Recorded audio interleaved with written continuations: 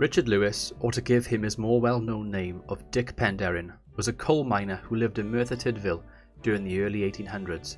He was born in Aberavon, but he and his family had moved to Merthyr in 1819 to find more work. People flocked to Merthyr Tydfil at this time, as it was seen as a hub for employment, with famous ironworks such as Cyfarthfa and Penderyn attracting many people to the area for work. However, in 1831, with a gradually declining coal industry and unrest among the working class, miners took to the streets in protest against the unemployment and the lowering of workers' wages. The rebels used a red flag of revolution, with many believing this was the first instance of it being used as a symbol of workers' revolt. Many years later, we would see the use of a red flag for communist and socialist parties. On June 1, 1831, protesters marched to the local mines within the borough, persuading the miners on shift to stop their work and join them. The number of protesters grew to anything from 7,000 to 10,000, depending on which source you believe, with the British government being forced to send members of the 93rd Highland Regiment from the Brecon barracks to attempt to restore order. On June 2nd, a meeting was held by the High Sheriff of Glamorgan at the Castle Inn with local employers, discussing what could be done to stop the rioting. Lucien i'r Heliwr, or to give him his Anglican name of Lewis Lewis, marched there, demanding a reduction in the price of bread and to increase workers' wages. This request was flat out rejected and the workers were ordered to return to their homes. Castle Inn was then attacked by the rioters, causing the men from the 93rd Highland Regiment to engage them. There were some injuries and fatalities on both sides. Rioters had managed to steal some of the regiment's weaponry, and after struggling to quell the push forward by the rioters, the Highlanders were forced to withdraw to Penderyn House, thus abandoning the town to the angry mob. This siege had lasted until June 7th, with Penderyn House being the only safe haven of refuge of authority figures within the town. The town was out of control, with the rioters placing roadblocks, arming themselves with any form of weaponry, and holding banners dyed in blood.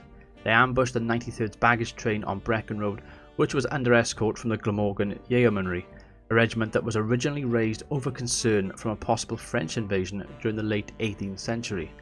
They also halted a relief force of 100 cavalry that was sent to aid the authorities under siege of Penderyn House.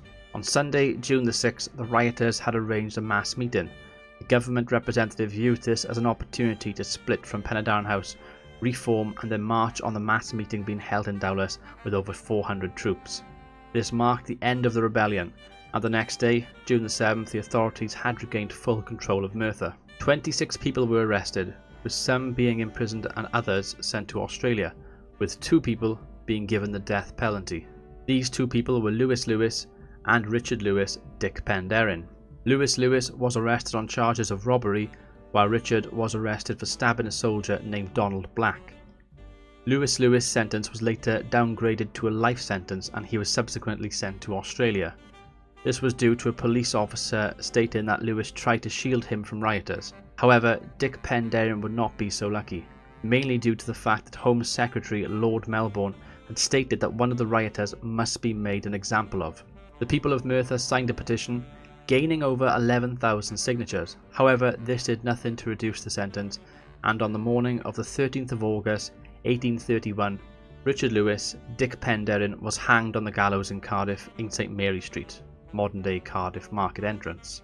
Many years later, in 1874, a Welshman called Ianto Parker, who was living in the United States, had confessed on his deathbed to a Reverend Evans that it was he who had stabbed the Highlander and then fled to America to escape punishment. There was also another man called James Abbott, who had originally testified against Penderyn at the trial, later admitting that he had lied under oath through pressure from Lord Melbourne. I am Richard Lewis, Dic Penderyn. They are going to hang me. They said I wounded a soldier in the uprising. I didn't do it, God. Oh yes, I joined the demonstration of the radicals. I was in favour of parliamentary reform. Helped them burn the books of the Court of Requests and Joseph Coffin's furniture.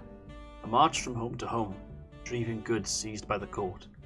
I heard them read the Riot Act in English and in Welsh. I stood with the crowd at the Castle Inn. I shouted, "Cheese with bread!" The rest, I saw the crowd attack, the blood, the dead, the dying. But I didn't join in the fight. Wound a soldier? I didn't do it, God. I only cheered. The injured soldier, Donald Black, said he saw me raise my hat and cheer, not cause harm to anyone, but Lord Melbourne refused to grant reprieve.